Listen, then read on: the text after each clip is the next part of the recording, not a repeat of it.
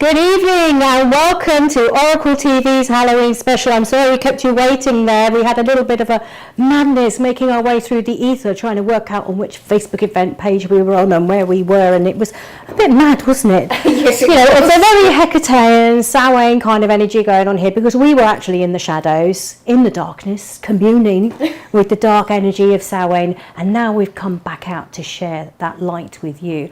We've been working with Hecate a lot, building up to Samhain and beyond, and tonight I am joined by an incredible author and longtime friend, also a famous award-winning blogger, Lucya. Now, Lucya, do you prefer to go by the name Lucya Starza? Yes. Yeah, yes. Lucya Starza. I thought so because I was about to say your very long surname. Yes, it's long and unpronounceable. It's rather unpronounceable, I must admit. But yeah, Lucya, thank you so much for being able to make the time to come into the studio because I know it's been a busy day for you, hasn't it? Up in Highgate, what have you been doing? Are you allowed to tell us? Yes. Yes. I've been taking part in a Druid Samhain ritual in the woods. Oh, wonderful. And this is Queenswoods, which is really near to the studio, isn't it? Yes, that's right, yes. And we had good weather, which is fantastic. It wasn't muddy. Are you allowed to say the name of the group, or do they organise a lot of public things, or is it quite private? It's quite a small private group, yes. Yeah. It's part of OBOD, which is lovely. Very well known, but the group itself is small. So for those people who are watching who maybe don't, and maybe have heard of the name OBOD, but maybe they're a bit on the peripheries and don't know who they are, would you like to explain to people who they are? Yes, it's the Ovates, Order of Bards, Ovates and Druids. Okay. Yes. So this is a druidic celebration of Samhain. What was the general theme then tonight for people who may be not that familiar with celebrations at Samhain? But I'm not asking you to break any confidences, obviously. Well, it's a time to remember the dead, to remember our ancestors. Yeah. Our ancestors of place, our blood ancestors, and those who taught us, our ancestors of tradition. Wow. So, I mean, this is a theme that we're seeing in many different pagan areas, aren't we? So, in the Druidic area, they're working with this same kind of theme as well. Because I know with a lot of the goddess workings and a lot of Wicca, a lot of other pagan traditions, they're also focusing on the ancestors right now. Now, tell me a little bit about some other exciting things that have been happening for you as well, Lucya, at the moment, because I do believe you have a book coming out just now, or is it out already? Well, it's this one. It's Everyday Magic. Everyday Magic. And it's officially launched on the 24th of November. Okay. But we're having a launch party at Atlantis Bookshop in London. Lovely. On the 4th of November. Oh, wonderful. Wonderful. And so what is really the main focus of this book? Well, it's a community book, so it's actually got about 50 different contributors, and it's something to do every day of the year. So it's Everyday Magic, a pagan book of days, and the subtitle was, which actually isn't on the front cover, is 366 things to do throughout the year, because obviously some years are leap years, so you've got an extra day. Absolutely. So what would be a good spell or a working for today?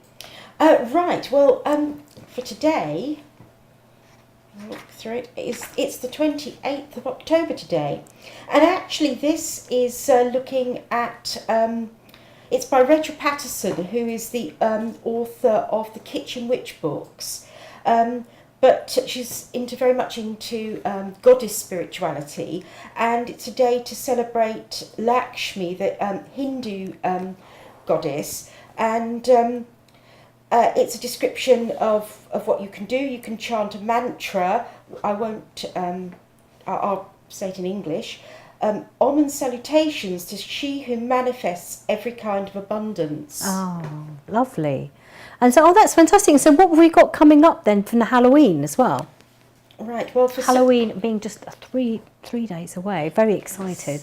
Yes, okay. Well, pagans tend to call it Samhain, which is a festival of the end of summer and the end of the harvest. And October 31st, this section was actually written by Rebecca Beattie, who is the author of a book called Nature Mystics. Yeah. And October 31st is one of the most sacred dates in the pagan calendar. In Celtic traditions, it is Samhain, the end of the old year and the beginning of the new.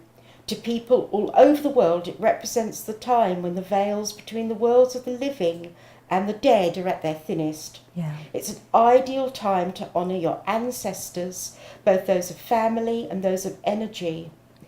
In Mexico, people celebrate the Day of the Dead, while in Upper Egypt, people gather at family tombs and feast. In Wicca, we give thanks to our ancestors and honour the horned god at this time. And she goes on to say that her grandmother, a high priestess, always referred to it simply as Halloween rather than Samhain. Yeah. She preferred to her labels to come without a fuss. In Circle, we bring mementos and place them on the central altar. Photographs of ancestors, items they owned, or just ourselves. We sing the songs they loved, read poems and share our memories of them. We draw tarot cards and use divination to understand what we need to focus on in the cold months to come. At the feast, we set a place for the ancestors and allow space for them to join us. We feel them draw near around us and ask them to help us with our challenges in the year ahead. Oh, wonderful. That's really lovely. Now, what inspired you to put this book together? It actually sort of came out of the blue, actually. I was walking home from the swimming pool and I suddenly got the idea for it. And it's published by Moon Books. Yeah. And we've got quite a good community of authors. And I sort of said, I've got this idea for a book. Why don't we all put together ideas for things to do throughout the year? And they all thought it was a very good idea, and that's how it started. So Moon Books is a publishing house that specialises in areas to do with spirituality and esoteric subjects? Yes, Moon Books is primarily pagan books, but it's part of John Hunt Publishing, which also has a range of different books about different spiritual paths, divination, mind, body, spirit, and that kind of thing. Yeah. Oh, that's wonderful. And I think it's wonderful that it's coming out at this time of year as well, because in a way it's something that we like to kind of share. But a lot of people spend a lot of attention on Halloween, don't they? Take a lot of notice of it. But in fact, we just say, look, this is the wheel turning. I personally quite like the energy of the wheel turning. I know not everybody completely relates with that, but it's very nice to get people on board and say, well, look, now we're going into the winter and we can start focusing on the winter solstice and then Imbolc and then Beltane, and actually to start really focusing on the whole cycle of the seasons. I think it's really lovely for people, especially in London and in the cities, to get that bit more connected to the seasons and to nature. Yes. But this isn't the first book you've written, is it? No, it isn't. Now, can you tell us about your first book that came out earlier on? Because it's done remarkably well, hasn't it? Yes, it's actually done.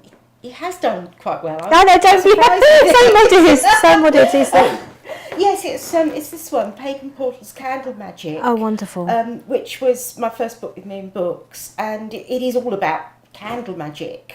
Now, with candle magic, I personally love it as well, but I'd love to get your take on it. I mean, when did you first come across candle magic and how did you start working with it? You know, did this become your preferred way of working? Are you a fire sign? Because some people would say that candle magic works better for fire signs. What would you think? Well, I'm not a fire sign. I'm actually an earth sign. I do have a lot of fire in my chart, but no, I'm actually an earth sign. Well, really, I think it first started when I was probably a very little girl and used to get nightmares when I was a little child. And back then, people used to put tea lights in children's rooms to light the room. Obviously, you wouldn't do it now. It would not be safe. It would not be safe. You should not put a candle. Isn't that astonishing? In a child's room. Because now, to think of that, I think all mothers and all adults would be recoiling in horror the thought of everything going up in flames. But it's true to say, everyone survived. I mean, we used to do this, or a lot of children died in fire, sadly. Yeah. Well. But yes, I mean, it's not a safe thing. But having that little light in the room, it kind of cast a circle of protection to keep the things I was scared of away. Yeah. And so did you find that your kind of attunement towards the world of the magical started when you were that young? Yes, but then I came from a slightly strange family. My grandma was an astrologer. My parents were quite into weird things. My dad used to go dowsing. He used to run the palmistry booth at the school fair, and children at school used to say my family was like the Addams family. So my family was a little strange. Well done. Wish we could all say that, you know, I think that's great. Oh, fantastic. So candle magic, as you say, really been a part of your magical development all the way through, do you say? Oh, yes, definitely, yes. When I was a teenager, I got into making candles, so I used to make candles for people for presents. So yes, I've always loved candles. And what I always think about candles is that even though we've got electric lights, we don't need to use candles, and yet we do. Yeah. Because they change the mood. We all kind of use candle magic. You know, if you're telling a ghost story at Halloween, you want to tell it by candlelight. Yeah. If you're having a romantic dinner, you light a candle. It creates change. It creates the kind of change we want, and that's why it's so good for magic. Yeah, I mean, I must agree. I don't think I could live without candles. I think they are incredibly magical. And now your book here, Candle Magic, has done so well, and we know that everyday magic is going to do equally well. I mean, you've been doing lots of workshops with candle magic. Absolutely. Now, where do you do them? At Treadwell's, yes. Every couple of months, I'm running a candle magic workshop. I've got another one in about a week's time. Okay, so if people want to find out more about the candle magic workshops, I mean, are there any spaces left on the one in November? Now that's sold out, is it? Yes. But you will be doing more, won't you? Yes, definitely. So you can contact, I think is it treadwells-london.com? I can't remember. We're playing a video for Treadwells a little bit later on, and we have got the website address there. I do believe it's treadwells-london.com, but we will be putting that on our Facebook page as well to let you know. But they will have all the information. If you go to their website, you can sign up to their mailing list, and then you'll get an email every month which will tell you exactly what's coming up. But as they say, if you see something you like, do book up straight away, because they do get booked. But it's nice to have events that aren't too big, isn't it? Yes. Because it does have that personal kind of interaction. Yes, that touch. we have about 16 to 18 people usually. Yeah. And it's a nice group. It's always different. It's always a bit different. Yeah. And yes, it's a lovely space they've got. It's always a nice group. And will you be doing some more workshops which are more focused on doing some of the everyday magic as well? Possibly. I haven't got anything planned at the moment, but yeah, it's possible. And for people who will come to you, maybe they haven't done much magic before, maybe they've just been interested and a little bit attracted to it. I have a feeling that the Everyday Magic book is going to appeal to them as a first stop. What would your advice be if they wanted to get a little bit more involved and find a bit more? Well, if they'd read Everyday Magic and wanted to get involved, well, I would say that they should pick the things that interest them most. Yeah. And then at the back of the book, they can see what the contributor for that particular section had done. So, for example, if they were interested in Harmonia Sales entries, and she's a hedge witch and author, and she's the author of Pagan Portal's Hedge Witchcraft. So they could then go and get that book, which would take them further along that path. Oh, that's amazing. So Pagan Portals is kind of a strand of books, is it? Yes, they're kind of aimed at the beginner end of things, and they tend to be, not too expensive, not too thick, and although they will go into quite a lot of depth, they are pitched at a level so that someone who's just starting can pick them up and learn. Oh, that's fantastic. And I love the photography on the front as well. Did you do that? I did, thank you. I love this. And did you do this one as well? Yes, I did, yes. Loving it a lot. Because obviously I'm very interested in photography as well, and I'm really impressed. In fact, I remember you were putting a selection of photos on Facebook and asking everyone to choose which one should be the cover. And it was a really tough choice, wasn't it? It was really difficult because obviously beautiful candles. Tough call to choose between them. And this is beautiful as well. So this is an arrangement of lovely sort of natural items that people might use in everyday magic. Yes, they're things from my garden, and it's an amber necklace, and amber is a very magical kind of, it's a resin, but it ties into the ancestors because it it's a resin that was that's hardened, that's really ancient, and so it's like a gem, but it actually comes from trees, and you can find little insects and things embedded in the resin. So it really ties into the kind of the idea of connecting with the ancestors. I mean, when I was training as a psychic, I was always taught that amber was for protection, which is interesting. So I wonder where that originated from. It is, yes, I do think it is quite protective. Yes, I would say it is quite protective. It certainly feels very... Yeah. I don't know if any of you who are interested in working with crystals and stones have actually got to the point where you actually feel something from them. And I mean, when the early days, I never used to get a major sort of lightning bolts of things from a crystal, but there is this sense that you get from them after a while, isn't it? Like if you're working with your sort of obsidians and your quartz and your hematite and your rose quartz, but amber always does feel very soft and nourishing. I think it's because it's quite warm, isn't it? Yes, it is, because it's not not actually a stone. It's not a stone, no. It is from trees, and it's got that smell to it that's just beautiful. Now, there's something else I wanted to talk to you about as well, because I know that you're very modest and you don't like to blow your own trumpet, but you've just won an award for your blog. This is so exciting. So for anybody out there who hasn't seen it already, it's the Bad Witches blog, and it's absolutely incredible. If you go here, how many times do you blog a week or a month? Pretty much every day. Every day, Yes, wow. yes. And that's an enormous commitment, isn't it? Yeah, I tend to get up quite early and spend an hour blogging in the morning. That's very impressive. Now, the main thing that a lot of people are aware of are the fact that you put forward lots of details of events. Is it just around London that you do? Primarily, yes. Primarily. I just wouldn't have space for events all over the country. So you find all the pagan events which are on during the coming month, and also some mind, body, spirit ones as well. Yes, absolutely.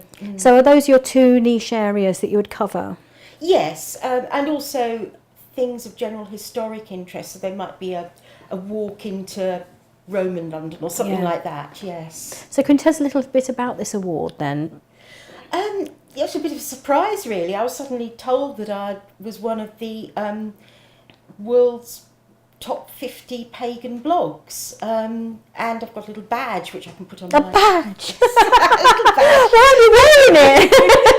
It's an actual badge. It goes on my Oh, okay. blog. I'd wear it every day if I was you. Oh, that's really exciting though. So, well, that sits on your blog. It's like, wow. There's no mocking of those up in Photoshop, is there? No. So you do have an enormous reach. Do you have any idea how many people follow your blog? Well, I get over 1,000 hits a day, which isn't bad. Yeah. Very, very good. And how long have you been doing it for?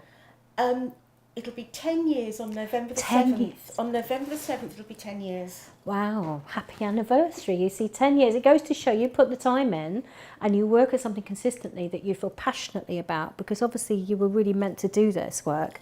And over time you do get that recognition and it does become established, because obviously the more people who look at it, then the more people will then get to see it in search engines. Do you think people are coming to you just from sort of randomly Googling, or is it just because they've heard of it or because of your social media sharing? What do you think? I think it's a mixture. I mean, my first post, it was just my mates, Yes, it's a real mixture. I mean,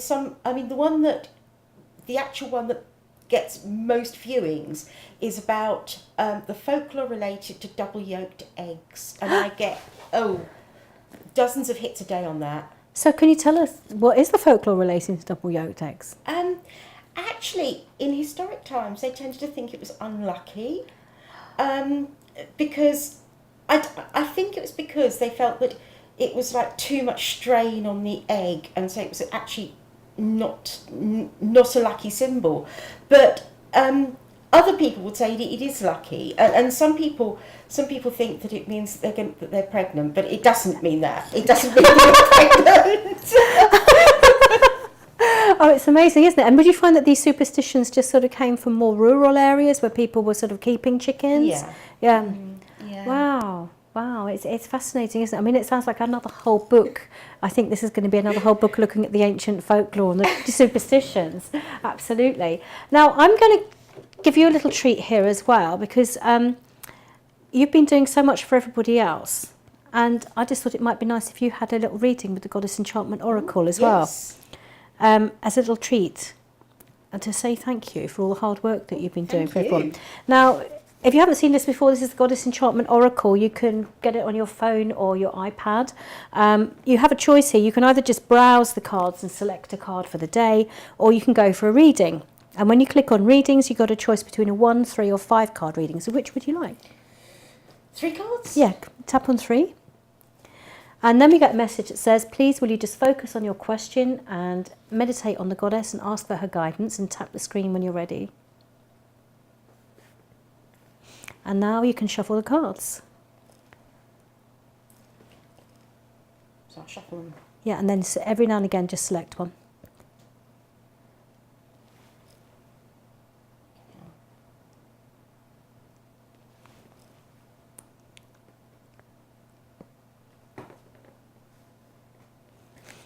So, the past.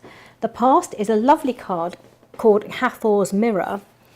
And if we look at the interpretation of this is to attract a lover. Oh. Or if you've already got one, John, don't worry, don't worry. I did spell to attract a lover once. I'm married to him now. You are now, this was the past, I must say, John, this was the past. You were now ready to attract a new love into your life, or to strengthen the bond between yourself and your lover. You see, or to strengthen the bond between yourself and your lover. Take a handheld mirror and gaze into it in a darkened room, illuminated only by the light of a red candle, which you've anointed with rose or jasmine oil. Call upon the goddess Hathor and say, Great Goddess Hathor, goddess of love, of beauty and joy, I ask that you be here present this night, that I may voice my true desire for a lover in my life who will lift my heart with passionate joy. May they be guided to my side, that we may share a love so true. May our hearts sing with joy in honour of you. Show me my new love, O Goddess divine. Now, if you allow your eyes to lose their focus as you're looking into that mirror and looking at your reflection in the low flickering light, perhaps another face may appear before you. If so, who is it? Is it someone you knew or you already know, or someone new? Perhaps you see yourself in a particular situation. Look at where you are, taking note of the details. How do you appear? Is there anything different about your appearance or attitude? Who else is with you? This may be an indication of where you may meet your lover. When you feel ready, refocus your eyes and bring your awareness back into the room and thank Hathor for gifting you the vision to see your new love. And let your candle burn all the way down. Safely, I might add. There's been a lot of talk about candles today. So if we go back to the present, oh, this is fantastic. Another love card, Transforming Love. Oh, you see, we've got all the love goddesses here. Transforming love, become the love you desire. Your heart is ready for renewal, as it is time to transform your emotional hurts, both past and present, into empowerment and love. The goddess of transforming love is flanked by the ancient Greek goddesses Aphrodite and Ariadne, signifying that now is the time to rise above your emotional pain and to rediscover your inner beauty, your love of yourself, your love of love. Take time to meditate on your emotions and identify any times where you have allowed emotional hurts to diminish your self-esteem and your belief in your own beauty and allure. Now light a pink candle and place it near a mirror in a darkened room and gaze at your reflection in the half light. Now this is a similar process, isn't it? Take note of what you see. Does your face convey emotions of joy, of love, or sadness? Maybe all three. Speak to your reflection and say, I hereby transform my old self and release all emotional pain from my past that no longer serve me. I radiate love, beauty and joy. I embrace love and attract joyous love into my life. So you see, definitely a bit of a theme going and here. And candle magic too. And now we've got Ariadne. The lady of the labyrinth. Now, actually, that makes such complete sense to me. I'm actually, what I'm currently writing at the moment is actually not a pagan book. I've been asked to actually to write a role-playing scenario. Oh, wonderful. And the bit I'm writing at the moment, they go into a labyrinth. There you are, you see. Lady of the Labyrinth, now is the time to look within yourself, to acknowledge any emotional pain that you've been holding on to. So obviously this is the interesting thing that is sort of saying reflect on any pain that might be lurking away. It's because it's going to come forward and help you in the writing. Yes. You know, you need to sort of access those memories. And then rise above it. This is the time to free yourself from heartache or betrayal. Your intuition is becoming stronger and will guide you well in the days ahead. Realise the power of the serpent that allows you to shed your skin and release all that no longer serves you. Ariadne is the Minoan goddess of divination, is also represented as the Cretan snake goddess of transformation. A female figure shown in a trance-like state, she holds serpents in her hands as she dances a hypnotic dance. As the guardian of the labyrinth, Ariadne can help you to find your way through the most difficult maze and confusion and assist you in finding your way out again, for the journey to the heart of the labyrinth brings self-knowledge and realisation. Ariadne had her heart broken by her lover, but she rose above this, and her skills of divination became empowered through this transformation. Ariadne is an excellent goddess to work with when developing your psychic and intuitive abilities. So there's a lot of hints there of themes that you can be working into the labyrinth. To be honest, that is so completely spot on for what I'm working on at the moment. Brilliant. Brilliant. Thank you very much, Goddess Enchantment Oracle. There you go. Now, if you are interested in the Goddess Enchantment Oracle, you can find it on the App Store, on Google Play, on Amazon. It costs £4.99, but you can also get a free version of 11 cards, which you can try out for free. If you pay £4.99, you get the full deck of 48 cards. So there you go. There you go. I'm really impressed. You're welcome. It's interesting because I've worked so long as a psychic that I would always be usually tuning in clairvoyantly, and sometimes I do that when I'm doing this, but other times I literally just read what it says, and so the psychic in me is going, am I cheating? I'm just reading what it says, but it's already been channeled, so it's very interesting. Everybody says that it really works. It's great, isn't it? Yeah, it really works. I mean, we didn't plan this. No, I must say, I surprised Lucya with this. I didn't tell her I was going to give her a reading live on air, so she might have been quite private. I don't know, Not anymore. So what have you got coming up over the next few days? Obviously, it's just a couple of days before Samhain. What have you got planned for Tuesday? Oh, right. Okay. Well, actually, I'm going to the British Library to a talk that being given by the Steve Costin of the Museum of Witchcraft and Magic. Oh, wonderful. About broomsticks, cauldrons and cats. Well, that sounds perfect. Every witch's accessory. That sounds absolutely wonderful. Now, we've just got a few minutes left. Out of your candle magic book, is there a little something that you could kind of suggest for people at home, if they'd like to maybe do a little spell for Samhain? Well, I mean, the easiest thing to do, really, is just to get a candle, a tea-light candle, and cleanse it. And the best way to cleanse it is to hold it up to the light of the moon. Yeah. And just imagine the light of the moon washing over that candle and clearing any energy from it. And then just think of what it is you want to wish for and try to sum it up in a single word.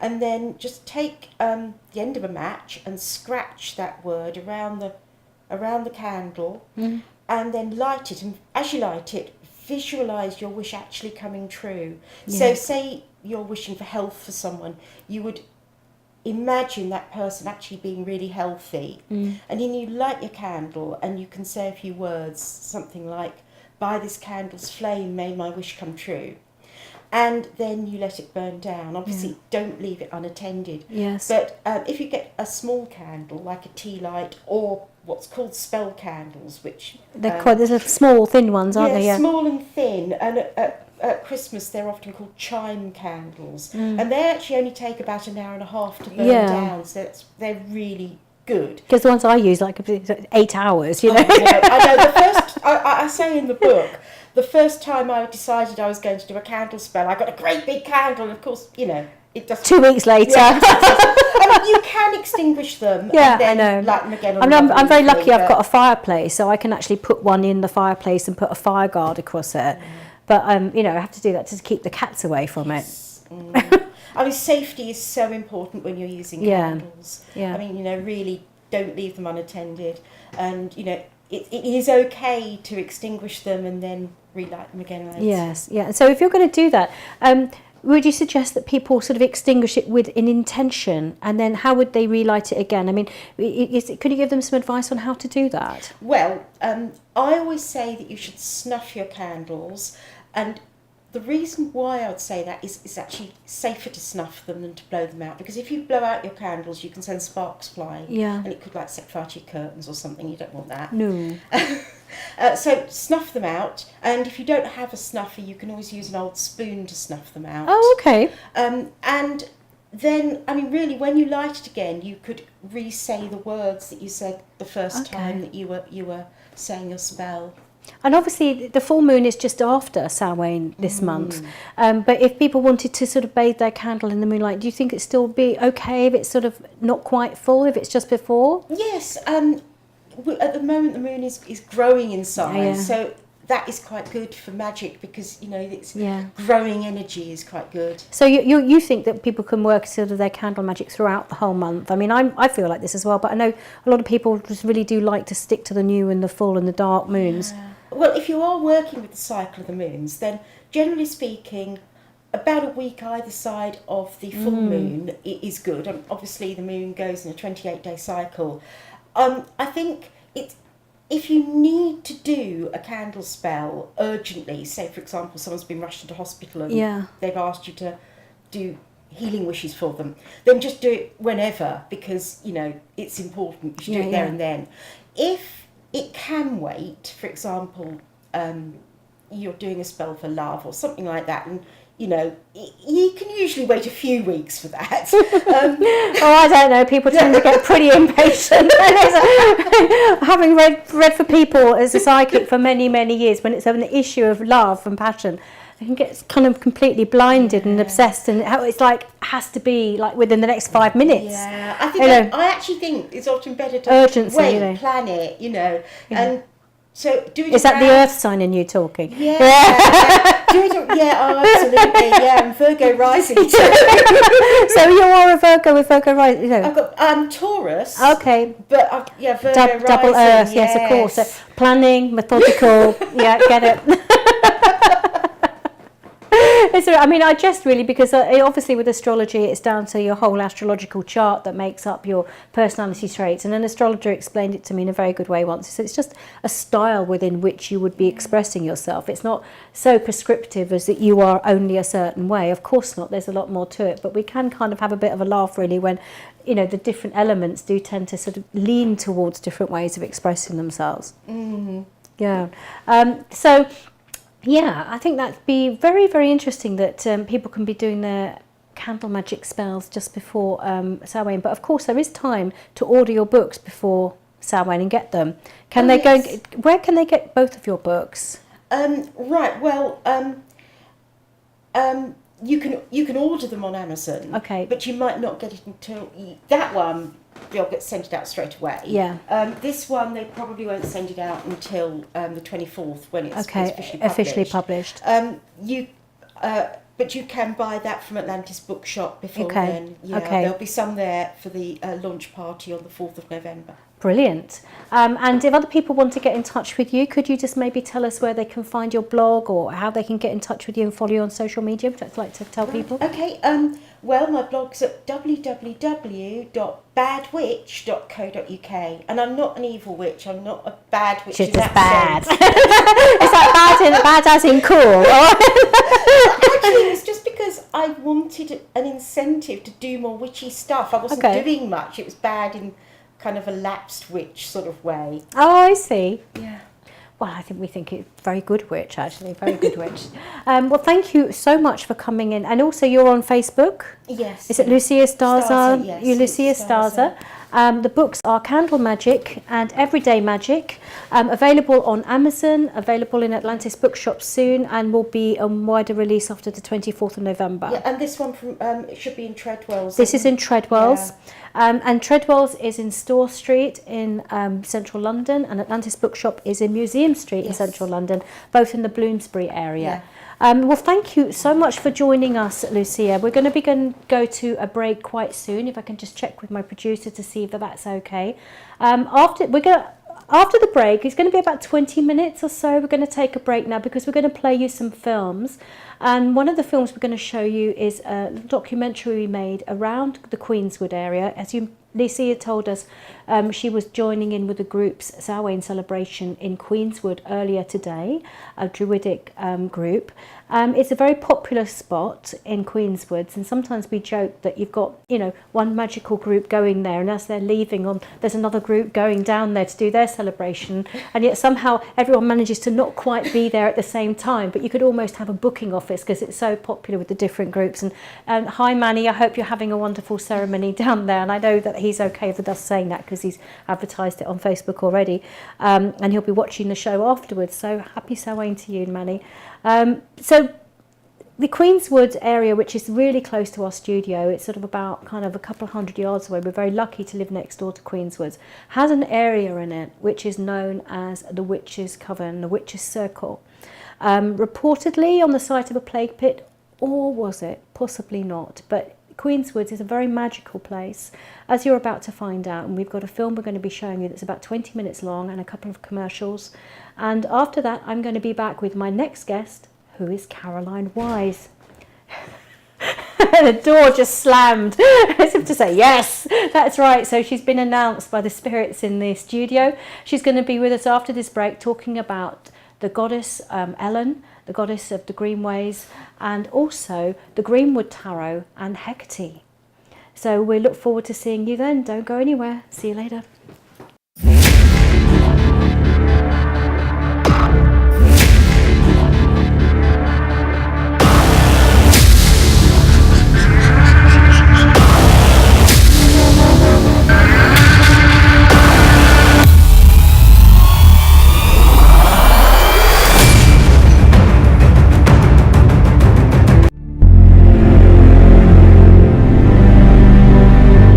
Come and join us for a magical day dedicated to the great goddess Hecate, facilitated by Carrie Kirkpatrick and Caroline Wise.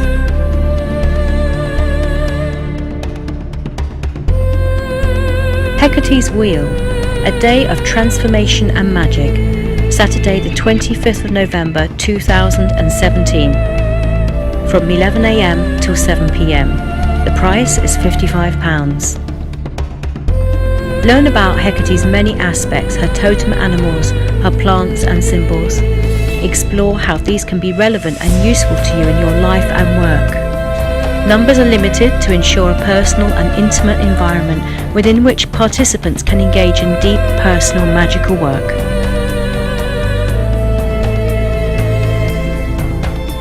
To book, visit www.carriekirkpatrick.com/goddess-enchantment.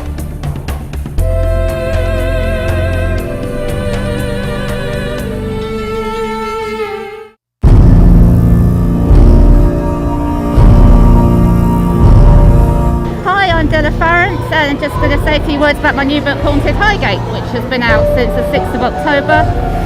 It's doing very well. It's got about 70 true life ghost stories about the Highgate and Hornsey area. Some of your classics such as the Swains Lane haunting, the tall dark figure we all know and love. Lots of haunted houses and of course haunted pubs such as the Gatehouse and the Flask. Outdoors hauntings as well such as Queen's Wood, and many which have never been published before, which are very frightening indeed. So if you'd like to get a copy of Haunted Highgate and you're not here at the Geisterfest today, you can obtain it via Amazon. It's very easy to find. Well, we're all here celebrating Halloween tonight at the Muswell Hill Geisterfest. Halloween is obviously a very significant time for the pagan community as well as people who are interested in the paranormal and the supernatural generally. It's believed to be a time when the veils are very thin between the two worlds and communication between the living and the dead, the past and the present, is easier than ever. So if you are out and about in Highgate tonight and you've read Haunted Highgate, try not to get too scared, but be careful.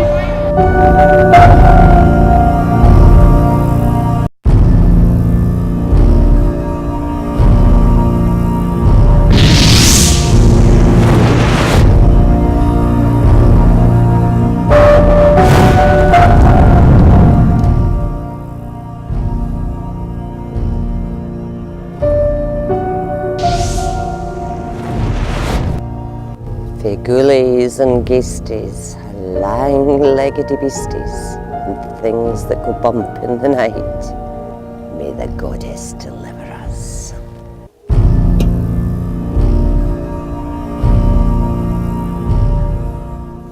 Welcome to the Witches' Coven. I'm here in the Sacred Circle in the middle of Queenswoods with Sarita de Esther, a high priestess who has worked for many years in this circle. Hi Sarita. Hi Carrie. Now, you've come back here after how many years? I haven't been here for about 8 years since leaving London, so it's amazing being back. It's just bringing back all the memories of many darker nights spent in this space in the woods. What is it in your mind that makes it such a popular place for witches and for magicians? I think it's in London. It's amazing to have an ancient woodlands like this, just filled with big trees. There's so many oaks, and it's just amazing, like at all times of the year, and this time especially because it's like autumn and you've got all the leaves everywhere, and it's just so beautiful, and it's quiet and silent, especially at night. Yeah. So tell the viewers a little bit about what you used to do here and your group, and yes, don't hold back.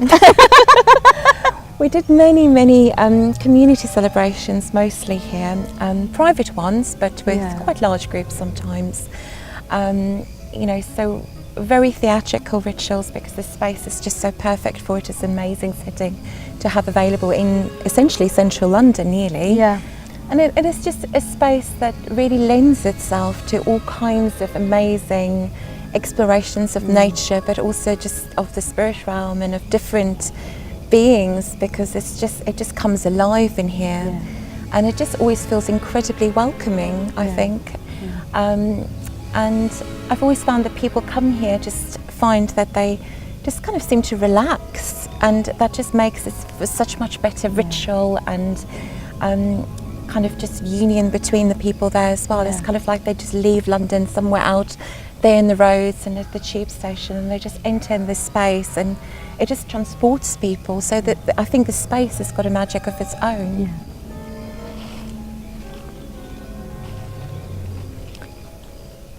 A lot of the ceremonies that I did here, in this space here, were kind of processions and big aid dancing and lots of chanting and drumming and singing. Can you tell me what kind of traditions you've been working with here? Well, my background is quite eclectic in some ways. I am an initiated witch, and some of the ceremonies I've done here were with other people that were initiated in the same tradition as me. And we used to come and do some of the seasonal celebrations here, especially the autumn equinox. For some reason or another, we were always attracted to come and do our autumn equinox here. And I think it's because it's such a, the leaves and the colour here during that time of the year is just specifically just amazingly beautiful. And so we would celebrate the kind of balance between light and dark, and the horned god and the lady of the moon, which for us often was the goddess Hecate. So I remember a high priest at a Beltane ritual wearing an amazing stag horned god mask that was just really dramatic, with the kind of leaves at that time of the year being very, very green and verdant. Yeah. Can you tell me about a certain Dionysus ritual that you did one night? Wow. No. No. Have you got any pictures? If they are, no. So how far could you go in a space like this? This is what I'm really getting at. I mean, it's not just about sort of juicy gossip. How far can you go? I mean, you say that it's quite quiet at night. Do you ever get disturbed? I mean, do you really feel that it's a private magical space for you then? Well, it's not private because it is a public woodlands, and obviously there are people walking dogs, and all kinds of things happen, and obviously sometimes there are people walking out at night that want to see what this noise is about, if they hear chanting or singing or dancing, or they see the candles flickering. So we've had people at times kind of like sitting behind bushes watching us and stuff like that, which has always been interesting and fascinating in its own way, because sometimes those people can be very interesting to talk to, really. It goes without saying, this is a very nature-based space to work magically. If some people are working indoors or maybe doing their high magic, they may not wish to be out in nature. But here, this is very much about connecting with the elementals, with the animal spirits. But there's also kind of fae energies here as well. I think there's a lot of fae energies here, just kind of spirits that seem to just be in the woods. That maybe the spirits of the trees. I think, especially for me anyway. So if somebody was coming down here for the first time, Sarita, and just thought, well, you know what, I'd really like to try and tune into the magical energies of this space, if they're interested, they've just maybe seen us talking about things on YouTube and on the website, what would your suggestion be for them if they just wanted to come along and connect with themselves, or do you think they should join a group? I feel that they could come down on their own. I think people can definitely come on their own to connect with the space, and joining a group is no guarantee that you're going to connect with any space. I would say that the best thing to do is with the Queenswood and Highgate and any green space really is to take time and to walk around and to get to know the place, and also if you can to find out a little bit about the history of the place. I mean, the Queenswood has got a really rich history of all kinds of esoteric happenings. So can you tell me a little bit what you know about the esoteric history of this space? Well, obviously, from my own experience, I've worked here many dozens of times, maybe even hundreds of times, I don't know. And I know many other people that's come here over the years to perform ceremonies in recent years. But that history goes back to at least the kind of like 1970s, maybe even the 1960s, with different groups coming here, doing traditional witchcraft rituals here in all kinds of different traditions, and different pagan and goddess groups coming and working here. And I also know the odd ceremonial magician that's kind of brought a full kit out and found a quiet bit in the Queenswood to kind of, do all their angelic evocations and Enochian chanting and the John Dee stuff. So I think it's quite a wide variety of things that has happened here over the years. But of course, in the occult world, everything is always a little bit hush-hush and, look the other way. It's sacred, it's protected, it's got the magical history. Definitely. But the magical history is here because the energies were already here. I really love this little fairy circle because it just makes me think, with all the kind of media interest in magic and witchcraft over the last decade or more, children are just coming here, and instead of kind of looking at the Hollywood side of witchcraft and magic, they're actually experiencing the magic of this place and letting their imaginations roam free and playing in nature and just doing what kind of comes to them naturally. And I think a place like this in the woods, with all the kind of stories that they're probably told by their parents, just brings alive that imagination side, and that in itself is magic. What's really lovely nowadays is that people are using this space as a place to bring their children, and they call it Witches' Coven. So when a children's party happens, they'll do a treasure hunt led by a party organiser called Mango the Magician. This is the Witches' Coven, and I am Mango the Magician. And for the last 16 years, I've been running children's parties through this wood, and we always stop off here because it's such an interesting and mysterious place. Why is it called the Witches' Coven? Well, because witches come here. And if you come back at midnight on Halloween, you are sure to see witches. They dance around and they hum and they sing songs, and sometimes it's said they take off all their clothes and dance around naked. And they'll lead them all the way around the woods, hunting for the treasure. And the Witches' Coven is a place on the map of this woods now for the children to interact with. And they all go and sit in the fairy circle. And when I was down here with Ken Reese, it was wonderful because it was like the next generation of people coming along to sort of work their magic. And a little Knight Templar came running into the circle, who was the birthday boy, about 3 or 4 years old. Obviously we stopped filming at that point. It's widely accepted by locals, that this is the Witches' Coven. And why? Because witches come and work here. It's not a big deal, and we've done filming down here before with witches being witches for a shot for Mystical Legends, and people come along and they're just like, oh, can we come and join in, or another group of children will be coming along, maybe led by their parents on a birthday thing, and say, oh, come, and we just like improvise and kind of definitely work it into their treasure hunt, work it into their fantasy. And it's a wonderful meeting of those two worlds, the magic of children's imagination and play with the real magic of witches and magical practitioners and people who are working with the earth, who are coming from backgrounds of varying degrees of secrecy and privacy. And I feel that it's quite revolutionary in that way, in the fact that it can be tolerated, accepted, welcomed. Nobody's intruding on anybody's space, and it makes you realise that why can't it always be like this, really? Totally, yes. And it's amazing that it's become this like local known space for this. It's like you say, it's on the map nearly. Yeah. So that's actually kudos to it being some Yeah. kind of form of positive Absolutely. relationship.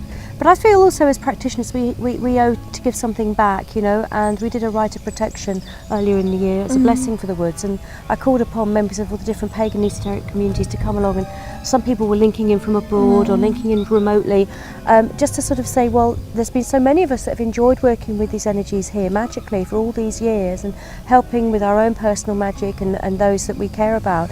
But it was to come along and say, well, you know what, let's give something back, let's help preserve it, let's keep it safe. Yeah. It's very rare that we'll have any dangerous incidents in these woods, but there have been a couple over the years. So I feel that as magical practitioners, we have a duty to kind of keep working with the energies and the guardians and kind of keep it safe like that. But also, I mean, with some of the groups I've come up here with over the years, we've done lots of litter picking and just like those little practical things just to give back something to the space that you're using. And I think it's just a way of kind of enlivening and using it and making people aware of this space in some ways and what can be done.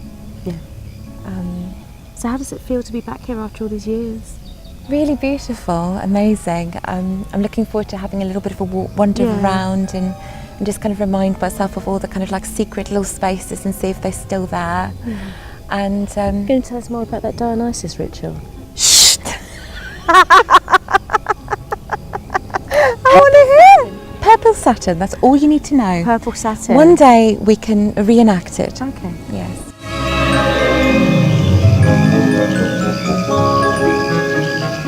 My name's Gareth Medway. I'm a historian of occultism.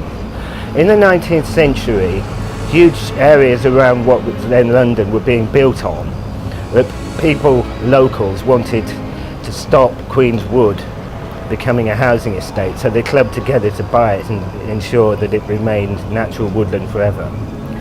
In particular, at the lowest part, there were a number of plague pits. This area is now known as the Witches' Circle. In fact, there's a long history of witchcraft associated with it, certainly from the 1960s onwards, and still occurring even to this day. The Regency was founded by two men who had been in a coven known as the Clan of Tubal-Cain, which had been founded by a man named Robert Cochrane. He said that his tradition was ancient and that he despised what he called Gardnerian traditions, meaning those derived from Gerald Gardner. Though as a matter of fact, he called full moon meetings Esbats, not realising that the term of Esbat for a full moon ceremony was actually Gerald Gardner's own coining. So obviously, in fact, they borrowed from him. Anyway, Cochrane committed suicide in 1966 by taking a cocktail of deadly nightshade and sleeping pills. They decided to form a more open group, which they called the Regency. And various people came. For example, I've seen an invitation from 1968 addressed to Ithel Colquhoun, who actually lived in Cornwall but apparently came up to London for the occasion. And she had been in a group that worked on Aleister Crowley's lines, and then she'd been a Gardnerian, and later on she wrote a book about the Golden Dawn. Now, they used to meet in the Woodman and go down to the Witches' Circle for their ceremonies.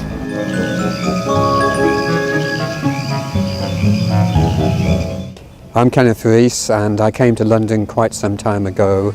This was to do research into the pagan and witchcraft subculture. I subsequently got a lot of material and put it to good use by teaching esoteric traditions at various universities and colleges. Here I am in Queenswood, where I've been here for many years in different contexts, ritual contexts, social contexts, and I think one of the reasons it's been used by so many people in different ways, including the ritual way, is it's a very old wood. In fact, it's originally part of a Middlesex forest, and Middlesex forest used to link up with Epping forest, but now, apart from this wood, and I believe Highgate wood, there's virtually nothing left of Middlesex forest. As far as this wood goes, it made a very big impression on me because it introduced me to something I hadn't really come across before, which I would call ritual drama. This group dates back to the 1960s, late 1960s. It was a branch of a fairly well-known tradition.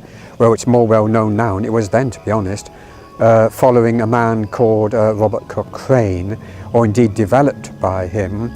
This group didn't really start until after he'd passed on, but it particularly, if I may put it this way, specialised in ritual drama, and I would say it was really concerned with the mysteries. It was essentially a mystery tradition group, and it used a lot of different parts of the wood.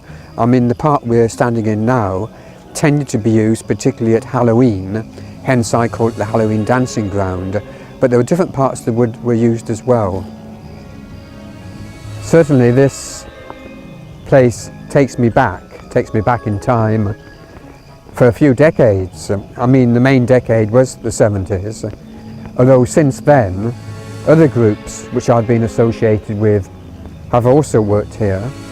When I say work, I mean ritual work, and there was one group I remember which had about 30 people, no, possibly more, and they were a sort of more political group, sort of eco-pagan you might call it. Now, we're very near a place which was called the River Styx. The River Styx, which is just over to my right here, that's associated with Greek mythology, and I expect most people will be familiar with that. And when you cross the River Styx, you move from the land of the living to the land of the dead. And this was used on at least 2 occasions at midsummer, when we all had to cross the Styx in order to meet what was considered to be the dead king at that time, the king of the waxing year that was slain. And also at Halloween we all had to cross the River Styx to enter the land of shades, whatever you want to call it. And of course we had to pay the ferryman, and we had a ferryman and he took all our money and we haven't seen it since. After we crossed the River Styx, we entered the land of the dead, which is actually this glade, and to do this we did a ritual, you might call it, which was known as opening of the roads. And the opening of the roads involved us sitting down and whistling. This was a kind of, if you like, invocation to the spirits of the place, all those had been, all those that were, and all those that were still to come. And it was an amazingly kind of atmospheric situation. That was one year. Another year, in some ways, was even more atmospheric, as a skull was used. Hopefully it was not someone that had passed on in the group, but who knows. And this skull was handed to us one by one, and the person who was in charge of the skull tapped it in front of each of us, and that really got sort of goose pimples going up and down my spine. The power of this wood, I think, lies in its ancientness, its ancient feel, both in terms of the actual earth energies beneath one's feet and the trees and the bushes and the shrubs and so on. And I think it does exert a kind of magnetic pull, not just to people who are involved in witchcraft or magic, but people who are not. Many people want to stroll through it, and they do get a kind of therapeutic healing vibe once they do so. I mean, I think this is so old, this wood, that it kind of partakes of eternity, even though it's not eternal. I mean, for practical purposes, it's got the sense of timelessness and, yeah, the infinite. Widdershins, then deosil. Mere mortals tremble at my will. The spell is uttered, the die is cast, and magic rules the world at last.